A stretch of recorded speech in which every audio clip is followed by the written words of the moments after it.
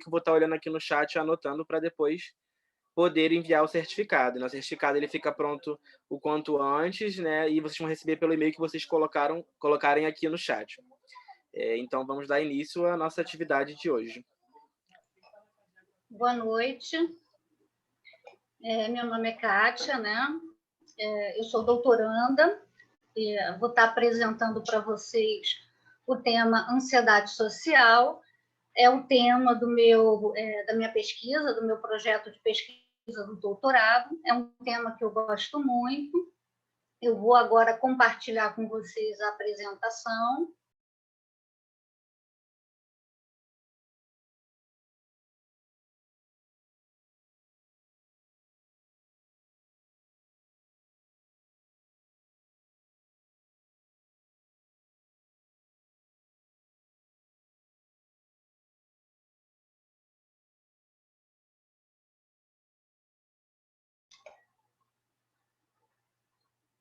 Vocês já estão vendo?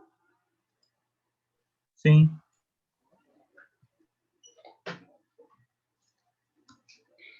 Então, inicialmente, acho que isso aqui está atrapalhando para vocês verem, né?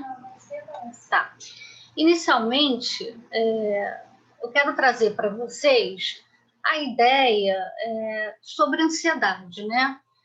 A gente sempre escuta falar, né? Ansiedade é ruim, a ansiedade é o mal do século. Deixa eu tirar isso aqui. A ansiedade... Oi? A ansiedade faz mal, a ansiedade é ruim, é o mal do século, mas eu sempre digo que a ansiedade não é de todo ruim. Por quê?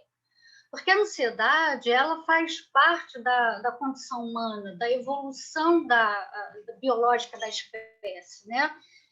Segundo a teoria darwinista, é um processo que veio desde os nossos ancestrais, né? Pelo processo de seleção natural da espécie, como conceito de mecanismo adaptativo, e que favoreceu a adaptabilidade da espécie ao meio ambiente e nos favoreceu a sobrevivência até hoje, né? Então, eu digo que a ansiedade ela é importante e ela impulsiona o organismo ao desempenho, ela mobiliza o organismo à ação e favorece ao comportamento de confronto ou fuga. Imaginamos se aparece um leão na nossa frente. Se não ficarmos ansiosos, vamos ficar parados perante o leão e não vamos fugir e tampouco enfrentar aquele leão. E aí, obviamente, o leão vai, né, atacar, vai comer, somos menor do que o leão, vamos virar alimento daquele leão. Então, a ansiedade, ela é importante, ela favorece, né, a nossa sobrevivência, a nossa integridade enquanto espécie, né? Quando essa ansiedade se torna um problema para o organismo, né? Quando ela atinge níveis elevados e quando ela se torna duradoura, ela deixa de ser um mecanismo adaptativo focado, né, na sobrevivência, focado, né, no comportamento de confronto a uma situação específica de insegurança, de risco, né? E ela se torna contínua, ela se torna duradoura, ela se torna frequente. Então, quando isto acontece, ela se torna um grave risco à saúde física e principalmente à saúde mental do ser humano. E neste caso, e somente neste caso, ela vai ser categorizada como um transtorno de ansiedade, cujos critérios encontram-se descritos, né, no DSM-5, né, o American Psychiatric Association, o APA, ou no CID-10 da Organização Mundial de Saúde. E aí existe uma série de transtornos de ansiedade, síndrome do pânico, agorafobia, transtorno de ansiedade social, fobia generalizada, enfim, existe uma série de transtornos de ansiedade e um deles é a ansiedade social. E aí é importante entender como diferenciar a ansiedade enquanto mecanismo de sobrevivência, ou seja, uma ansiedade adaptativa, natural ao desenvolvimento da espécie, e quando há uma ansiedade patológica. Enquanto ela é adaptativa, ela vai apresentar características de transitoriedade, ou seja, eu encontro uma situação de risco, né? Então, eu vou disparar organicamente todos os sintomas que vão fazer com que eu passe a ter comportamentos de confronto para aquela situação que está me produzindo o medo perante aquele perigo. Ela é autolimitada, ou seja, eu tiro a situação que está me provocando, a emoção medo, a situação do risco, ela vai cessar. Ou seja, a ansiedade passa a ser reduzida e cessa, né? A intensidade da ansiedade, ela entra numa redução e cessa. Então, os estímulos ansiogênicos, eles atuam como um gatilho, né, para uma situação específica, ativando recursos psicofisiológicos a fim de mobilizar o organismo para uma situação específica, a fim de promover ações para fuga ou esquiva. Isso é o objetivo da ansiedade enquanto mecanismo adaptativo, teoria darwinista, né? Situação de como objetivo de sobrevivência da espécie. Quando ela é patológica? Quando as incertezas da vida, as imprevisibilidades, as ameaças, os riscos, sejam eles reais, um leão, ou sejam eles fictícios, tornam-se gatilhos para desencadear reações fisiológicas muito intensas, prolongadas, com distorções cognitivas que vão interferir de forma significativa no funcionamento global do indivíduo. E essa interferência significativa, ela é duradoura e ela vai interferir em todas as esferas do organismo do indivíduo. Então, ela vai interferir na vida acadêmica, na vida social, na vida profissional, de modo geral, na vida desse indivíduo. Então, ela sim é uma ansiedade patológica. Então, essa é a grande sacada para diferenciar quando a ansiedade é adaptativa, quando ela é patológica. Se ela tem autolimitação, curta intensidade e transitoriedade, ela é uma ansiedade adaptativa. Se ela é um gatilho que desencadeia reações intensas, prolongadas e distorção cognitiva com comprometimento significativo do organismo, ela é patológica. Então, aqui já deu uma dica do tipo da ansiedade, tá? Ok? Tudo bem até aqui? Sim. E aí a gente entra em si o que é a ansiedade social. O que é a ansiedade social? É um medo excessivo, persistente, de ser observado, julgado, humilhado em situações que envolvam interações sociais ou desempenho público. Sempre a pessoa tem esta preocupação de ser observado por alguém. Este alguém vai julgar a pessoa e, quando julgar, vai estar humilhando a pessoa a partir de uma possível interação ou esse desempenho público. E sempre esse julgamento e essa observação vai acontecer com pessoas fora do contexto familiar, né? Eu trago essa informação importante que nem todo lugar apresenta. Sempre está envolvendo pessoas fora do contexto familiar. O ansioso social, ele teme comportar-se de maneira embaraçosa e, consequentemente, favorecer o julgamento. O que quer dizer isso? Né? Se eu estou me comportando de forma embaraçosa, se eu acho, né, que estou me comportando de maneira embaraçosa, efetivamente alguém vai estar me observando e pode ou não estar me julgando, mas eu vou sempre estar acreditando que aquela pessoa vai estar me julgando. O TAS, né, que o transtorno de ansiedade social, ele é comumente conhecido como TAS, ele é considerado uma psicopatologia crônica, porque ela evolui ao longo da vida, ela é capaz de incapacitar funcionalmente o indivíduo, porque ela acomete todas as esferas do organismo, né? Então ela acomete desde a vida acadêmica até a profissional, e promove o desenvolvimento de altas taxas de comorbidades psiquiátricas, porque o TAS nunca vem sozinho como uma doença psiquiátrica, ele sempre vem acompanhado de outra comorbidade. Normalmente, a mais comum é a depressão, mas ele puxa consigo doenças, hoje muito comum, doenças ligadas à parte alimentar.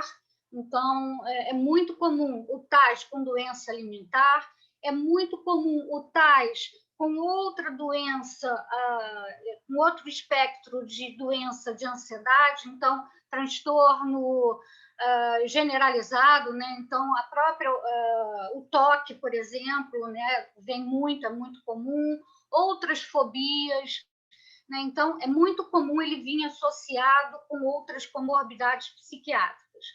Não é comum ele estar sozinho, né? Isso é alarmante e pouco divulgado, né, na academia e pouco divulgado de modo geral nas mídias. Ele é hoje o transtorno de ansiedade mais comum, ou seja, de todos os transtornos de ansiedade que existem hoje, o TAS é o mais comum. E de todos os transtornos psiquiátricos que existem, então a gente pega o manual dos transtornos psiquiátricos, ele é o terceiro mais prevalente de todos os transtornos, né? Então, ele é um transtorno que acomete um número altíssimo da população, traz um prejuízo para o indivíduo que tem essa doença e traz para o sistema de saúde, o sistema previdenciário, né, um prejuízo muito grande, porque ele afasta demais, né, as pessoas do ambiente de trabalho, do ambiente acadêmico, enfim. Né? Por que ele faz isso? Porque a estimativa de prevalência dele é de 5 a 13% da população.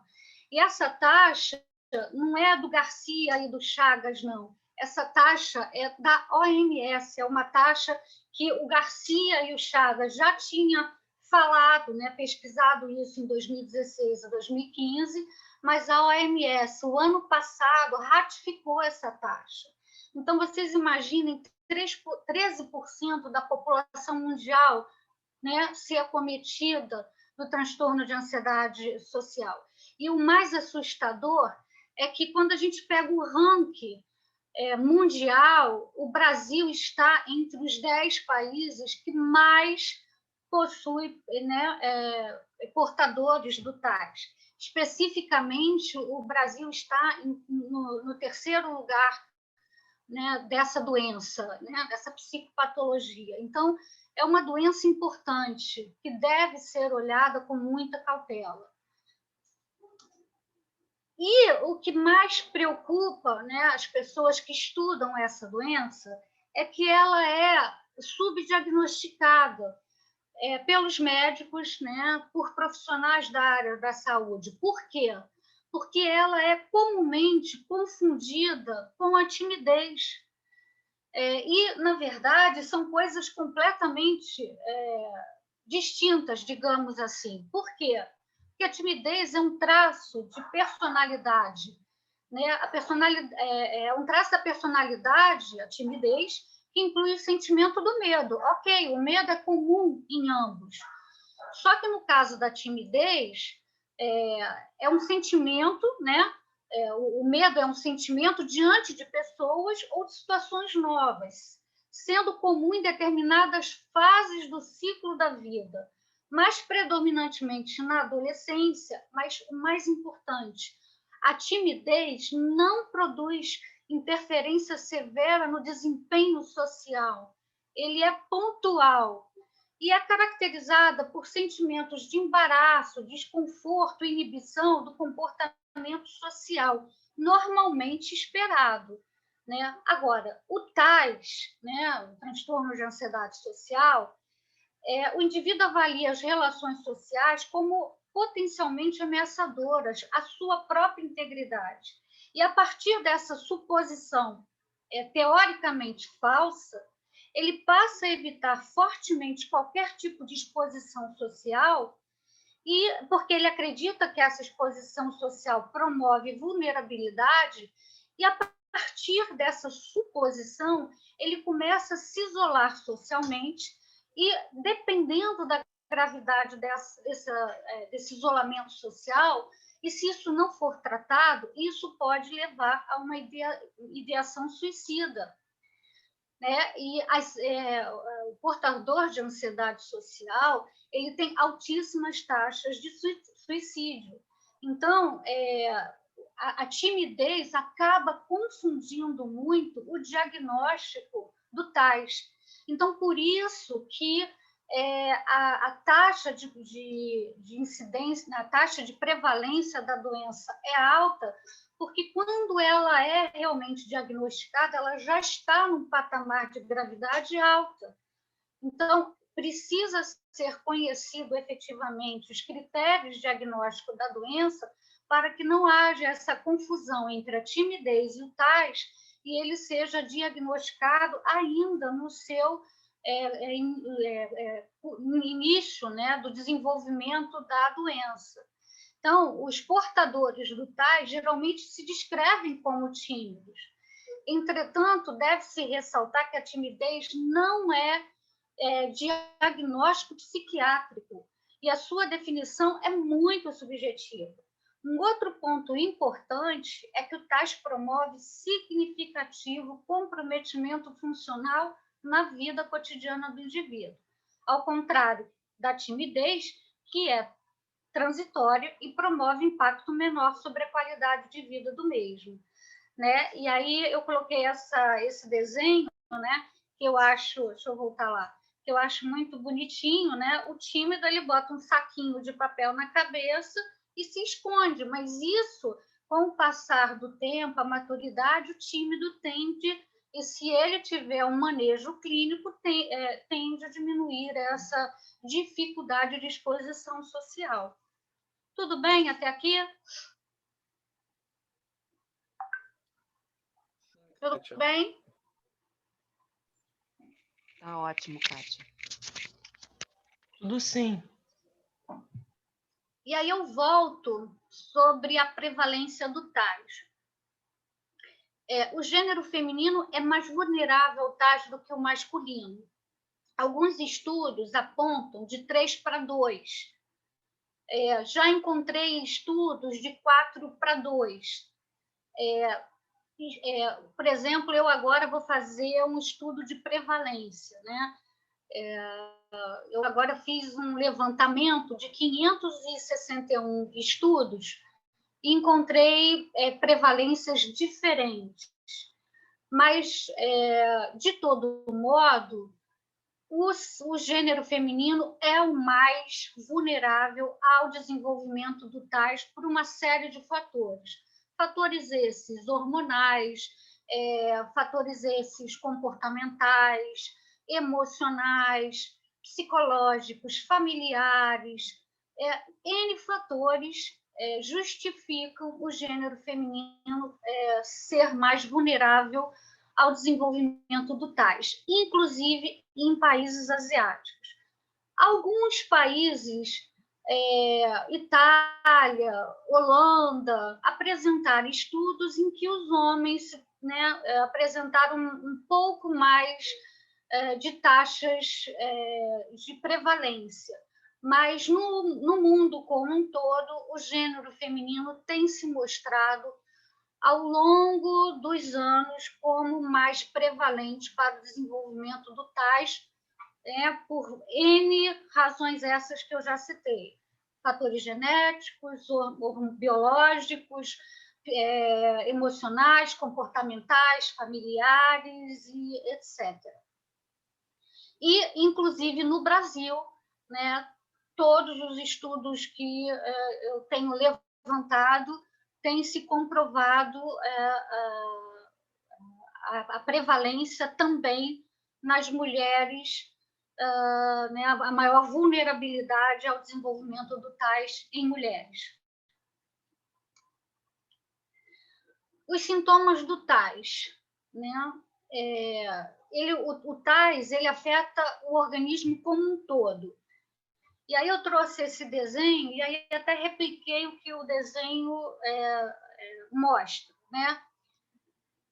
Na cabeça, né?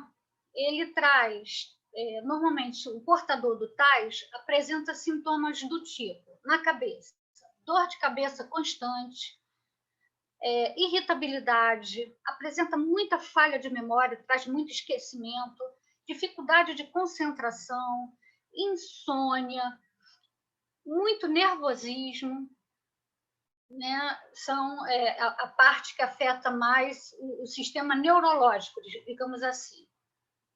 Na parte cardiovascular, né?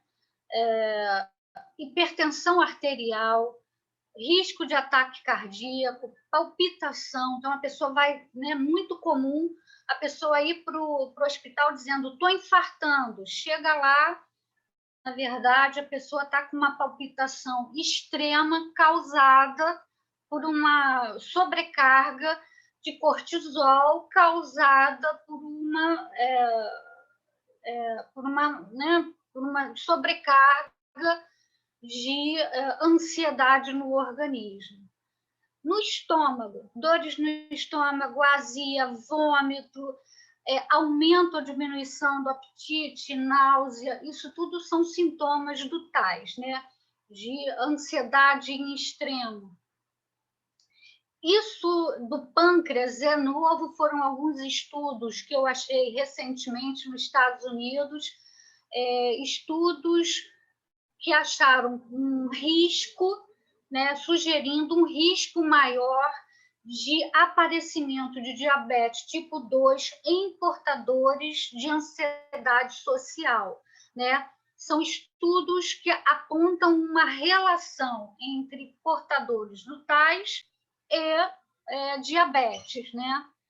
Então, eu trouxe esse risco, por isso que eu escrevi risco, né?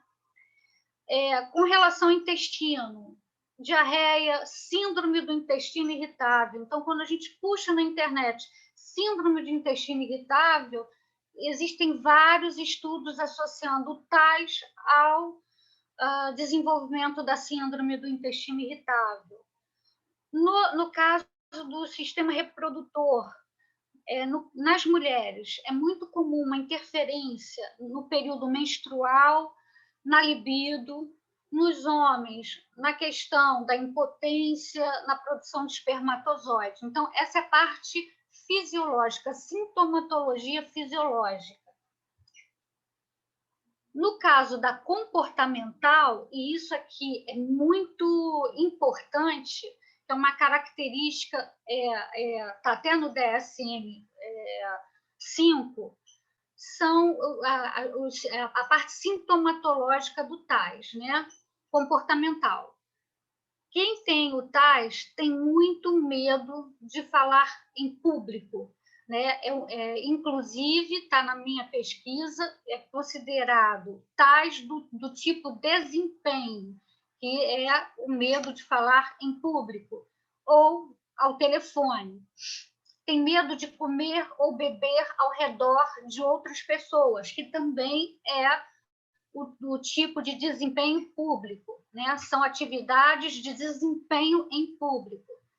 Tem a sensação de incapacidade de desempenhar suas habilidades sociais, ainda continua no desempenho público. Tem a questão do perfeccionismo. Toda pessoa que tem tais tem a necessidade de desempenhar hiper mega bem. Então, tudo que faz tem que ser super bem. No detalhe, tem que ser extremamente perfeito. Tem um medo ou a sensação de não ser suficientemente bem, né? Então, a pessoa tem que ser bem tanto na vida pessoal, quanto na esfera profissional, quanto na esfera acadêmica. Ele tem que, né, tem que desempenhar muito bem. Tem dificuldade de estabelecer relações amorosas. Então, a pessoa que tem tais, quando consegue se relacionar, ele já se relaciona de forma mais tardia. Ele tem dificuldade de demonstrar e dizer o seu sentimento, de demonstrar o seu afeto.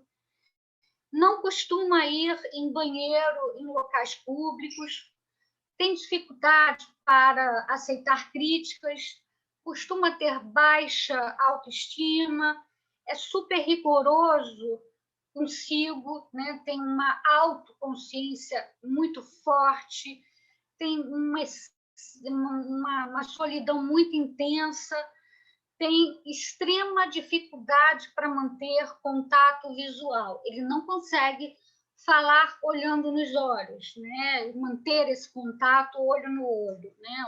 Os olhos, né? Olhando para a pessoa.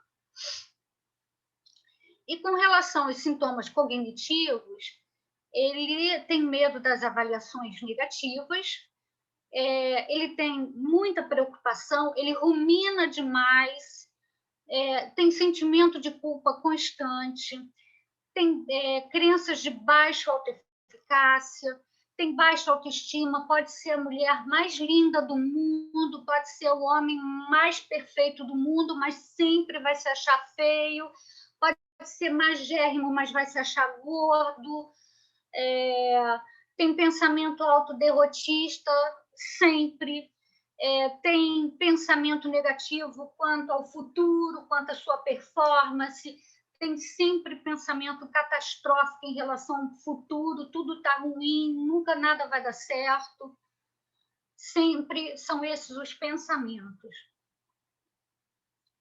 Com relação ao perfeccionismo, né, o perfeccionismo não é um critério diagnóstico, mas ele frequentemente é observado em pessoas com transtorno de ansiedade, especificamente quem tem o TAS. O perfeccionismo está associado à autocobrança excessiva, principalmente em relação ao desempenho social. Aí eu coloquei aqui uma pessoa, né, com uma agenda, e eu achei muito interessante esse desenho, e troca para lá, e troca para cá, eu achei esse desenho perfeito, simbolizando, né, o que a pessoa portadora do TAS faz o tempo todo. E, segundo a Organização Mundial de Saúde, os estudantes universitários diagnosticados com TAS estão mais propensos a se tornarem perfeccionistas. Essa informação foi publicada o ano passado. E o ansioso social acredita que, se não fizer tudo conforme o planejado, ele vai estar mais vulnerável à crítica ou humilhação por parte de terceiros. Isso é uma crença enraizada e que é dificílimo você manejar de forma terapêutica, você tirar, porque ela não é uma crença intermediária, ela é uma crença extremamente enraizada. Em relação ao desenvolvimento do TAS, a literatura, você encontra na literatura vários autores falando sobre a fase inicial do TAS. Normalmente, você encontra dizendo que ele se desenvolve no início da adolescência, entre 11 e 15 anos, e que surge sem comorbidades. Não há unanimidade quanto à fase do desenvolvimento do TAS, especificamente que idade, mas ela normalmente se desenvolve a partir dos 11 anos. De modo geral, essa psicologia emerge precoce e progride, né? Podendo progredir, não, ela tende a progredir mesmo, com cronicidades até a fase adulta, com pouca probabilidade de remissão espontânea. Por que eu estou falando que ela tende a progredir? Porque, assim, todos os estudos que eu tenho lido, né, na literatura, mostra que uma vez que ela é constantemente confundida com timidez, não se procura um manejo terapêutico ainda na fase inicial do desenvolvimento do transtorno. Então, se você não procura o manejo terapêutico logo no desenvolvimento, ela vai se desenvolvendo. E ela vai se desenvolvendo, e se desenvolvendo, se desenvolvendo, e vai ficando crônica. Aí, quando chega lá na vida adulta, que você procura o tratamento, ela já está crônica. Então, se ela fosse, né, tratada ainda no seu desenvolvimento inicial, aí sim, ela não iria progredir com cronicidade. Então, como ela é pouco tratada na fase inicial, isso de poder progredir com cronicidade, quase todos os teóricos afirmam que ela tende a progredir, porque ela tem sido constantemente subdiagnosticada por ser confundida com a timidez quase que o tempo todo, né? Então, é só um comentário, embora o certo é que ela pode progredir, mas a gente precisa estar atento nessa confusão entre a timidez e o transtorno de ansiedade social. A questão das comorbidades, ela é frequentemente comórbida com as fobias simples, com a depressão maior, com transtorno de pânico, com abuso de substâncias, álcool e drogas ilícitas, principalmente com a maconha, e com a ideação suicida.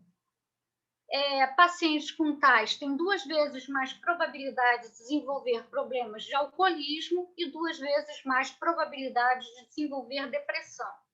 E aí a questão da depressão, a gente tem que ficar atento, porque a depressão traz implicações importantes relacionadas à cronicidade, à persistência e recorrência, além do aumento de risco de suicídio em pacientes deprimidos. Como eu falei anteriormente, o medo de falar em público é uma das manifestações mais comuns do TAS, sendo muito frequente na população universitária. As atividades acadêmicas demandam discussões orais em sala, né, de aula, participações de atividades em grupo, apresentações em congressos, etc. Então, essas atividades acadêmicas acabam reforçando o ciclo da ansiedade social, né? Então, essas atividades que fazem parte do cotidiano acadêmico tendem a gerar grande sofrimento ao portador do TAS. E aí, neste momento, é que ele vai reconhecer esse problema e, na maioria das vezes, procurar o auxílio terapêutico, buscar um manejo terapêutico. O desconforto pela exposição social sentido nos processos avaliativos ou nas discussões orais acabam se tornando obstáculos que podem dificultar o desenvolvimento das competências específicas relacionadas à formação profissional deste estudante, contribuir para o absenteísmo acadêmico e para...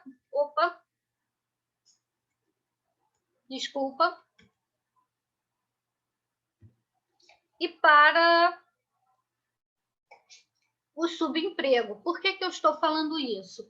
Porque se esse estudante ele acaba abandonando, né, o curso universitário, porque não conseguiu lidar com a questão, né, dessa psicopatologia, não conseguiu recurso para tratar, não conseguiu um tratamento adequado, enfim. Então, ele acaba não graduando, não tendo uma formação profissional. E aí, ele não tendo, ele vai acabar trabalhando em outras profissões e não naquele emprego específico da profissão que ele gostaria, né? Então, existem literaturas, né, acerca da questão do subemprego relacionada ao tais pela evasão acadêmica.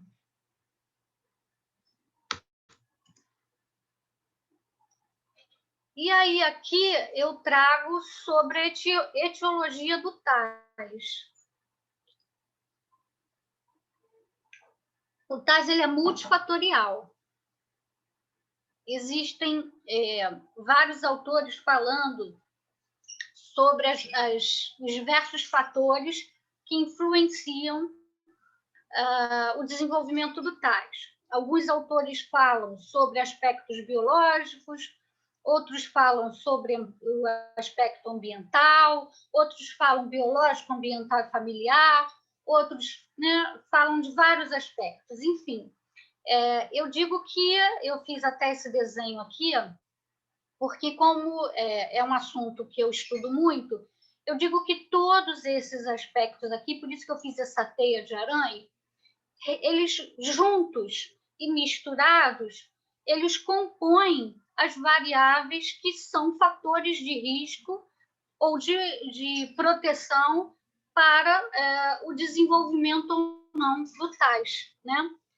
Eu não vejo que um fator por si só ele é o fator de risco para o desenvolvimento do tais. Eu digo que todos eles agrupados são fatores de risco para o tais. Então, vejo como um emaranhado de fatores unidos que irão contribuir para o desenvolvimento desse transtorno de ansiedade.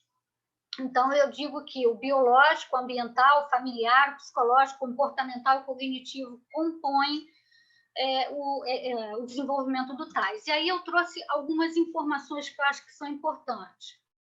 O biológico. Alguns neurotransmissores exercem papel fundamental no controle da ansiedade. A serotonina, a noradrenalina, ácido gama-aminobutírico, que é chamado GABA, têm se demonstrado envolvidos na regulação da ansiedade, exercendo atividade no sistema límbico, né? Então, eles mostram que são importantes no desenvolvimento da ansiedade. Fatores genéticos. Não existem evidências de um gene específico associado à ansiedade. Porém, há indícios de que as contribuições de diversos genes parecem se somar para determinar uma vulnerabilidade biológica para o desenvolvimento de transtorno ansioso.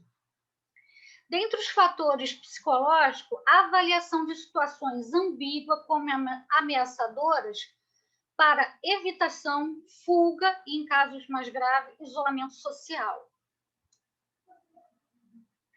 Ambiental me chama muita atenção os relacionamentos interpessoais, as doenças pregressas e internações, a violência doméstica, o uso, a abstinência de drogas, o bullying, os aspectos socioculturais e assim, eu gostaria muito de estudar e fazer um artigo sobre isso.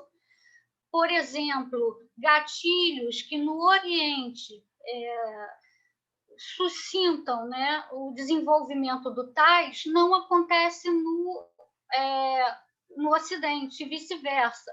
Por exemplo, a exposição, né, chamar atenção, expor o filho diante de pessoas no Oriente é uma conduta normal, que não traz risco para o desenvolvimento da ansiedade social, né? Eu acompanhei um estudo sobre isso. No Ocidente, é um fator de risco para tais. Então, essa questão cultural, né, ela traz isso. Por exemplo, algumas condutas na China não são bem aceitas no Ocidente. Elas são fatores considerados de risco para o tais. Então, isso é muito interessante. O fator ambiental, ele é um fator muito importante a ser considerado para o desenvolvimento do tais. E um outro que, para mim, ele tem um fator muito relevante para o desenvolvimento do tais é este aqui, que eu, inclusive, estudei no meu mestrado, e que esses dois aqui me chamam muito a atenção, tá? São os dois fatores que mais me chamam a atenção, que são os fatores que eu dou mais ênfase. E o familiar, que eu, inclusive, levantei uma hipótese no meu mestrado e comprovei, né? E o familiar, as práticas educativas parentais negativas, tais como disciplina exagerada ou relaxada, punição inconsistente, negligência emocional, superproteção, rejeição, excesso de controle, entre outras, aumentam o risco para o desenvolvimento do tais. Eu levantei uma hipótese no meu mestrado que práticas educativas parentais poderiam atuar como fator de risco para o desenvolvimento do tais, e consegui comprovar essa hipótese no meu mestrado. Então, essas duas vertentes aqui, para mim, né, elas são importantes vertentes para o desenvolvimento do tais. Tanto que são as que mais têm estudos na literatura, tá? Com relação aos aspectos psicológicos, né, as distorções cognitivas, tem a questão da leitura da mente. O que é a leitura da mente? O portador, né, do tais, ele tem o hábito de achar que sabe o que o outro está pensando. Então, quando ele projeta isso, ele acaba criando algumas crenças a partir de uma crença errônea. Então, isso cria um ciclo vicioso de ansiedade na mente dele. A questão da predição do futuro, ele cria um pensamento de que tenho certeza que as coisas irão piorar, ou que há um perigo lá na frente. A questão da catastrofização, ele acredita que o que aconteceu vai acontecer e é tão terrível que ele não conseguirá suportá-lo. A questão da rotulagem, né? Ele acredita que ele é indesejável, que ele é feio, que ele não é desejável. Desculpa. A questão da culpabilização. Ele acredita que ele é culpado por se sentir assim. Ele acredita que é culpado por ter acontecido alguma coisa com ele. Então, são pensamentos e crenças que ele, né, desenvolve na mente dele, que reforçam aquele ciclo da ansiedade, e que aquilo ele vai ruminando e que vai mantendo aquele comportamento dele constantemente. Ok? Até aqui? Ok. E aqui eu fiz um desenho para vocês entenderem o que acontece com a ansiedade social, né? O ansioso social, como ele vive antes, durante e depois da situação social. Antes da situação social, ele tem pensamentos negativos automáticos. Ele pensa assim: não serei capaz de. Imagina que ele, né, vai para uma festa e aí ele pensa: não serei capaz de falar com aquela menina. Durante a situação social, ele vê a menina e os sintomas físicos dele aumentam. E as crenças de autoeficácia dele são, né, de baixa autoeficácia, são reforçadas, né? Então ele, né, fica assim pensando: tá vendo? Eu não consigo falar com aquela menina. E aí ele vai embora. E aí ele pensa: tá vendo? Eu não fui. E ele não fala com a menina durante a festa. E aí ele vai embora e ele pensa, tá vendo? Eu não fui capaz de falar com a menina. Então, aquela crença dele, que ele foi para a festa, que ele sabia que ele não ia conseguir falar, todo o corpo dele reagiu para ele não falar, ele não falou, reforçou as crenças dele de que ele não era capaz, e aí isso aqui só vai se confirmando, né?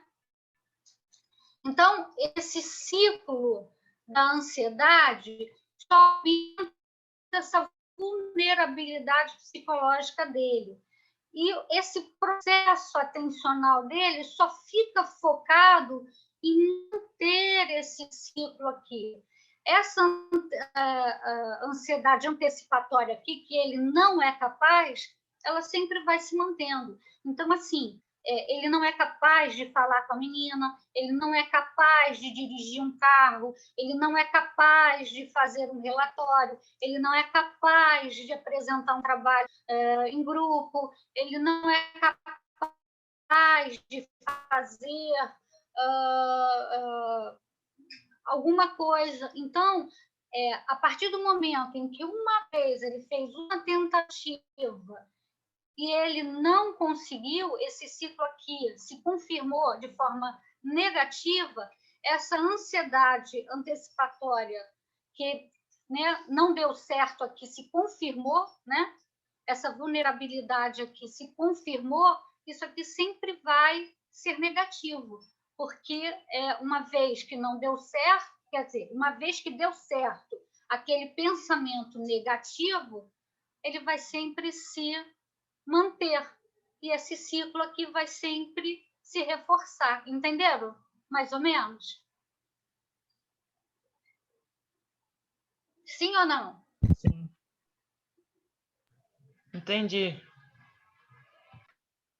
Tá? Imagina o seguinte, eu vou para a autoescola, aí eu tenho que fazer a prova de habilitação. Aí hoje é o dia da prova da habilitação. Ele já vai para a prova da habilitação assim: não serei capaz de passar na prova. Aí ele vai, senta no carro, já começa a suar frio e tremer. E aí ele já começa a pensar assim: eu vou bater com o carro, ou eu vou deixar o carro morrer, eu não vou conseguir, o professor vai me reprovar, não vai dar certo. E aí ele não consegue, deixa o carro morrer. Aí termina a prova, óbvio, ele vai ser reprovado, e aí ele vai já sair da prova. Tá vendo? Eu não fui capaz de fazer a prova, eu deixei o carro morrer. Então, tudo que ele pensou aqui antes da prova foi reforçado. Né? Então, essa vulnerabilidade psicológica que ele inicialmente começou aqui foi confirmado. Né? Essa ansiedade antecipatória aqui foi confirmada.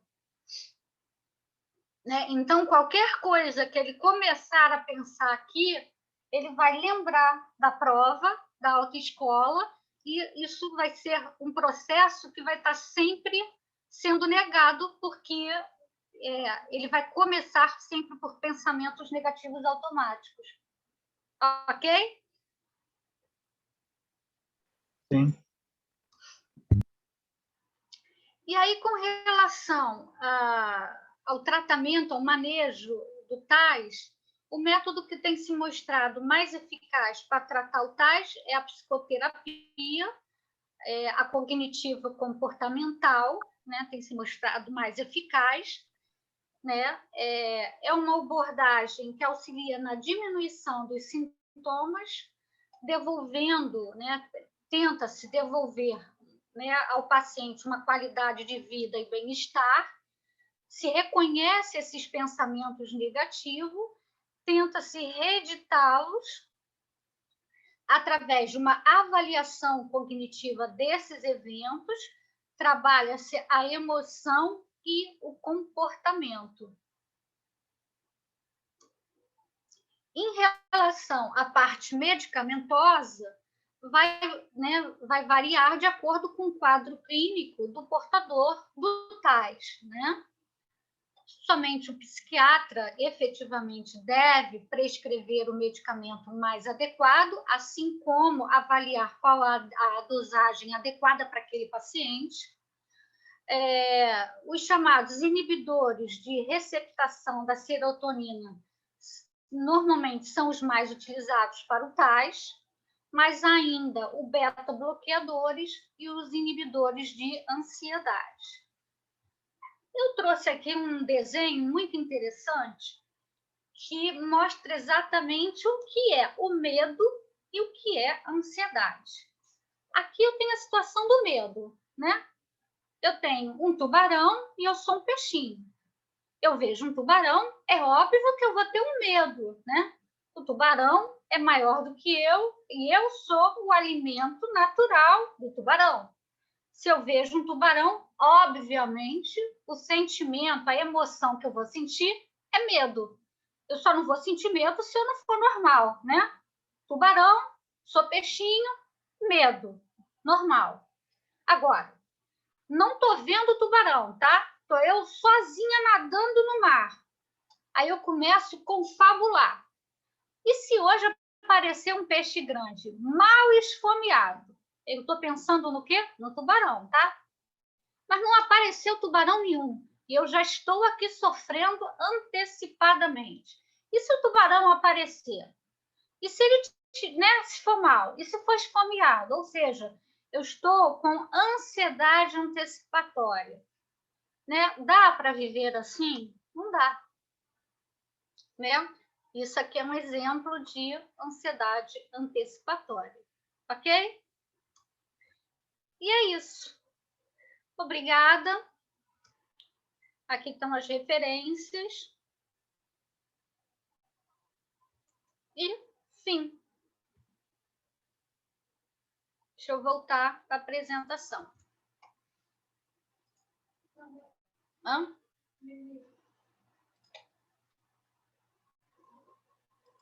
Perguntas?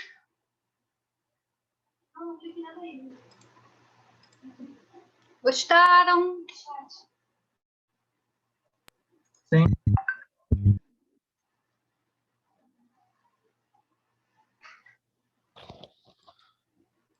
Boa noite, Kátia. Pode perguntar? Sim.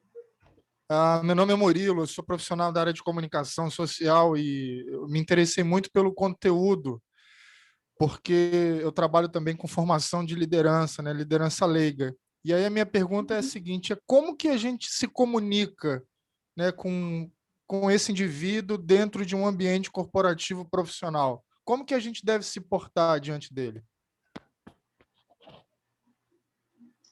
Então, se você, né, Murilo, se você pressiona a pessoa que tem tais, a pessoa tende a, como eu falei, a fugir.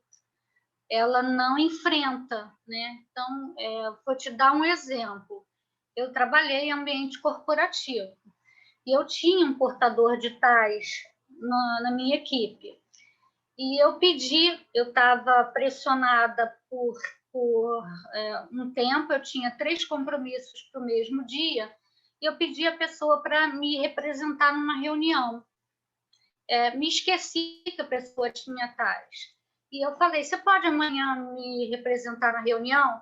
Quando eu cheguei no dia seguinte, tinha carta de demissão na minha mesa.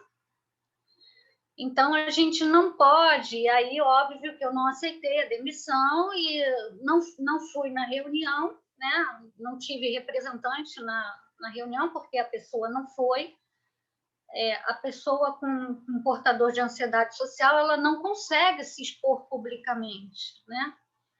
Então, a gente não pode exigir dela que ela se exponha. A gente tem que lidar de uma forma muito cautelosa, porque se ela for pressionada, ela sai do circuito, ela abandona o barco.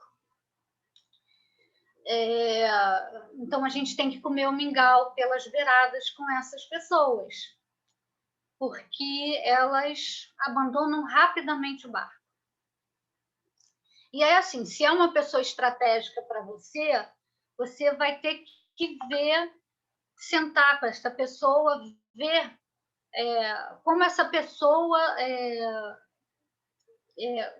se essa pessoa realmente quer ficar na equipe e como ela aceita ajuda, né? E aí vocês traçarem um plano para essa pessoa se engajar de uma forma tranquila. Foi o que eu fiz, né? Perguntei, você quer ficar? Quero. Quer buscar ajuda? Quero. Então, como vamos traçar esse trabalho juntos? E aí, aos pouquinhos, fui trabalhando essa questão dessa timidez exagerada, digamos assim, né? Então, aos pouquinhos, fui colocando para falar junto comigo, sempre comigo, para não se sentir sozinho, como o centro da atenção. Eles não gostam de ser o centro da atenção. Essa é a grande sacada. Eles não podem se sentir o centro da atenção. Eles não gostam de palco. Entendeu? Ok, perfeito. Tá? Então, assim, divida o palco com eles, de forma que eles pensem que você é o centro do palco e não eles, mesmo que eles estejam sendo o centro do palco. Então, vai dividindo, né? Coloca eles para estar sempre junto com uma pessoa, né? Entendam que eles têm que assumir junto contigo o controle da situação. Se eles querem serem... o importante é isso. Se eles querem mudar, entendeu? Eles têm que ter essa vontade. Foi o que o rapaz da minha equipe falou. Eu quero mudar, eu quero resolver isso. Então, eu falei, então vamos juntos caminhar. Então, ele sempre ia comigo nas reuniões, então eu botava ele 5 minutos para falar, entendeu?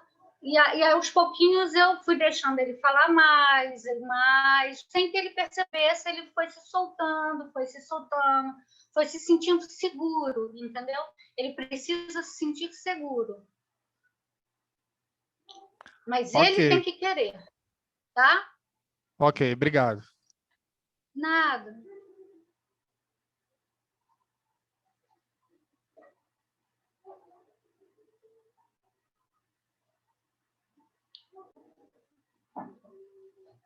Mais perguntas?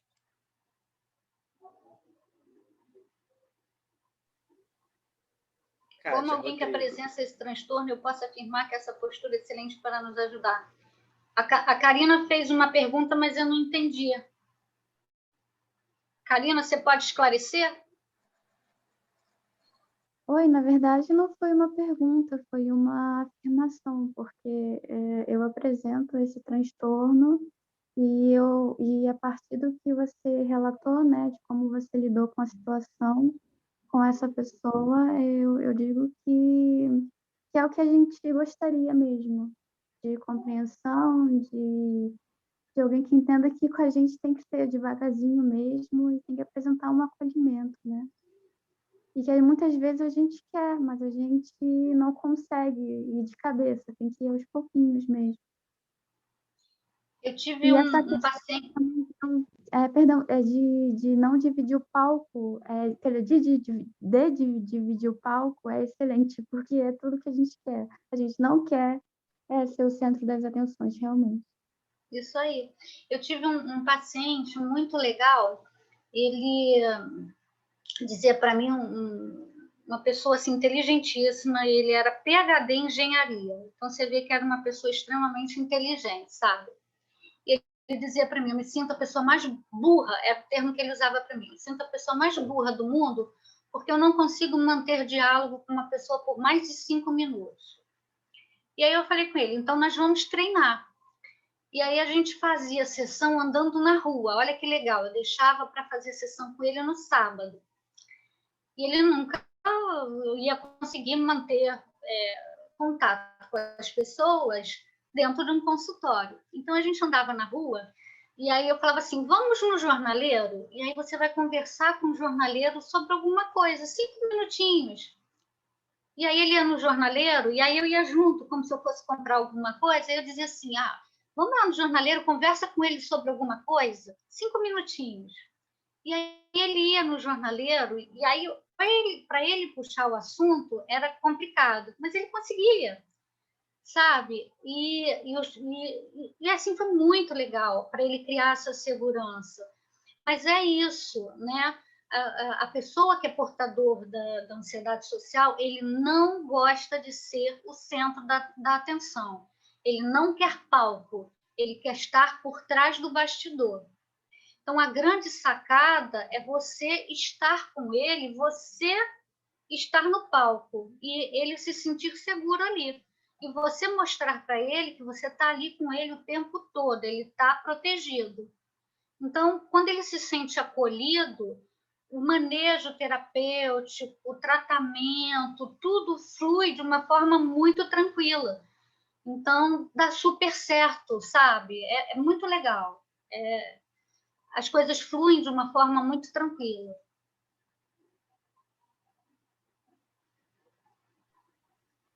Alguém teve alguma dúvida em relação ao conteúdo?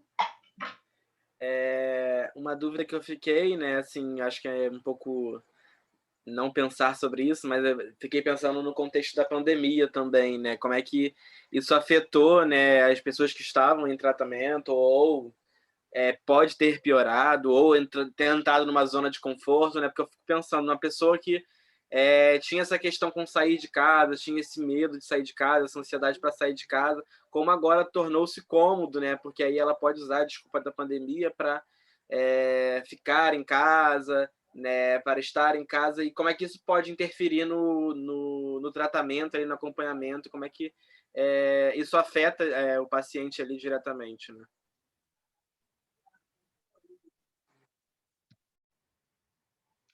Sabe? Pelo seguinte, o transtorno de ansiedade social, para ele, a zona de conforto dele é dentro de casa, estar no núcleo familiar. Para ele, a dificuldade é ele estar fora de casa, se relacionando com as pessoas. Então, todo ganho que se tem, né, por exemplo, com os meus pacientes que eu tive, com eles saindo de casa, se relacionando com as pessoas, muito foi perdido porque eles passaram a se relacionar dentro de casa, via internet. E o que é pior, via internet com câmera desligada. Então, vai ser muito complicado quando a pandemia acabar e eles tiverem que voltar a pisar fora de casa e passar a se relacionar face to face. Então, eu creio que vai ser realmente muito complicado para todos os psicólogos que tratam de portadores do TAS, tratar dos seus pacientes presencialmente, tirá-los de dentro de casa e fazê-los voltar a ter a rotina do contato pessoal.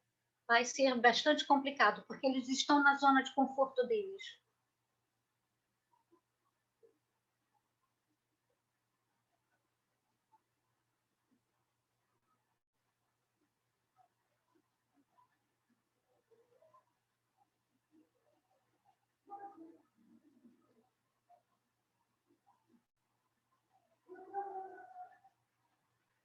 Mais algum comentário, alguma pergunta?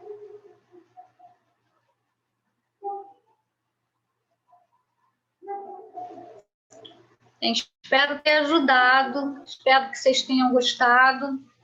Vou fazer espero ter contribuído. Fala, Edna. Fazer um comentário a respeito desse item que você destacou, que é o aspecto sociocultural, né? E juntar com esses dados que você trouxe também a respeito da prevalência de ansiedade social no Brasil, né? E eu fico pensando assim, as pesquisas têm indicado isso, né, nesse momento da pandemia, tem indicado que os brasileiros estão com nível de ansiedade geral muito alto, né? Especificamente de ansiedade social, não sei se tem tido tantas pesquisas mais específicas, mas acredito que também tenha elevado o número, né? E aí eu fiquei pensando, né, como a gente pode tentar entender essa situação a partir desse aspecto, que é o aspecto sociocultural, né? de onde vem isso, né, que nós brasileiros estamos apresentando tanta ansiedade, né? Então, né, eu fico pensando o seguinte: a ansiedade de modo geral, né, não a ansiedade social. Nós somos um povo muito de contato, né? Nós somos de estarmos juntos, estarmos presentes, de beijarmos, abraçarmos, de festejarmos, de irmos na casa um do outro, de irmos para o barzinho, tomamos, né, um chopinho, um refrigerante, comermos pizza, tudo é motivo de festejar, de futebol, né? E a gente não está fazendo isso, né? A gente não está visitando parente, a gente não está fazendo nada, né? Então, isso gera muita ansiedade. A gente está muito preso dentro de casa, dentro de quatro paredes, né? Mesmo agora, assim, o povo estando saindo, desrespeitando, digamos assim, mas a maioria está dentro de casa. Então, isso gera... a pessoa sai da sua rotina, né? E outra coisa, as informações, né, que estão sendo noticiadas, é só sofrimento, né? Então, é morte, é doença, e é política, é roubo, e, ou seja, são só notícias ruins que estão sendo veiculadas. Então, isso gera emoções mais negativas do que positivas. Então, naturalmente, isso aumenta o estresse, né? Então, acho que isso, com certeza, eu penso que isso aumenta a ansiedade. E aumenta, né, a questão de obesidade. Então, eu só escuto isso, todo mundo aumentou peso, aumentou a venda de chocolate, né, de biscoito, de bebida alcoólica, isso tudo aumentou bastante, né? De cigarro, né? Eu vi hoje, né, a venda de cigarro aumentou, né? Então, acho que isso justifica por conta disso. E a Organização Mundial de Saúde fez uma pesquisa que foi divulgada no final do ano passado, em que ela mapeou os países. Eu não sei como foi feita essa pesquisa, eu estou tentando descobrir porque isso não está aberto, essa pesquisa, mas ela levantou essa questão da ansiedade, em que o Brasil, na América do Sul, foi mapeado como o mais ansioso, e a ansiedade social foi identificada como a maior. Eu só não consegui identificar como foi feita essa pesquisa, se foi aplicado instrumento, se foi através de hospital, se a Associação Brasileira de Psiquiatria foi envolvida. Eu não consegui ter essa informação. Eu até pensei em mandar para a Associação Brasileira de Psiquiatria se eles forem envolvidos nessa pesquisa. Eu achei isso na sexta-feira, essa informação, mas eu não tenho dado, tanto que eu nem botei isso na apresentação, não sei de que forma isso foi feito, mas que o Brasil, na América Latina, o Brasil foi identificado como um país mais ansioso, social, né? E aí, assim, como isso foi medido, né? Mas foi dentro do período da pandemia. Então, são dados importantes, né? Então, as pessoas estão com medo de morrer, e aí variante da Covid, variante da variante. Então, acho que isso seria por conta disso, né? As pessoas estarem presas, estarem saindo da sua rotina, estarem comendo muito, terem só informações negativas, né? A mídia está só passando informações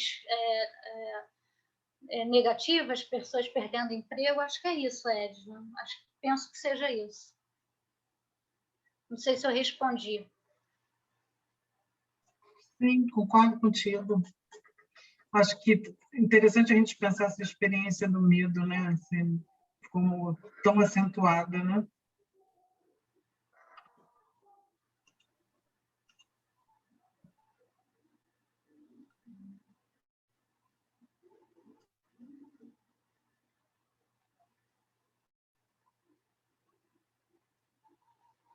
Acho que não tem mais perguntas, pelo que eu estou vendo, nem no chat.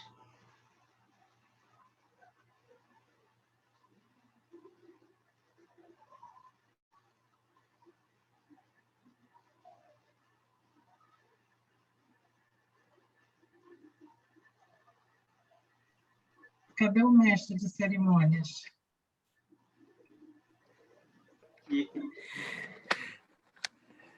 Então a gente pode encerrar, né, agradecendo a participação de todos, e os certificados serão enviados assim que possível, né? O mais rápido possível a gente vai estar confeccionando e enviando para vocês. Mais uma vez, obrigado e boa noite. Tem mais uma última Boa noite, obrigada. Um abraço a todos. Tchau. Boa noite. Kátia, surgiu uma pergunta no chat agora. Se você quiser responder para a pessoa. Saberia indicar alguma sugestão do estudo de técnica na psicologia do trabalho?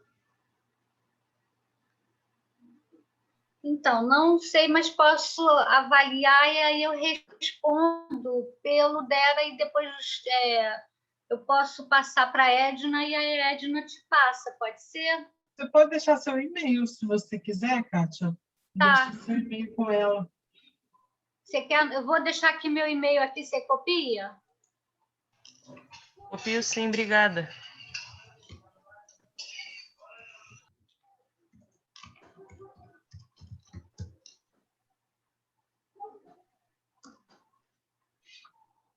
Então foi, né?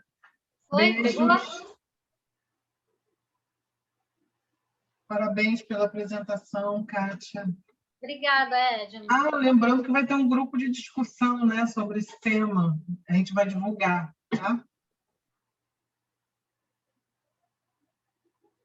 Beijos, tchau. Beijos, tchau, tchau. Obrigada, professora. A apresentação foi ótima. Boa noite. Boa noite. Boa noite.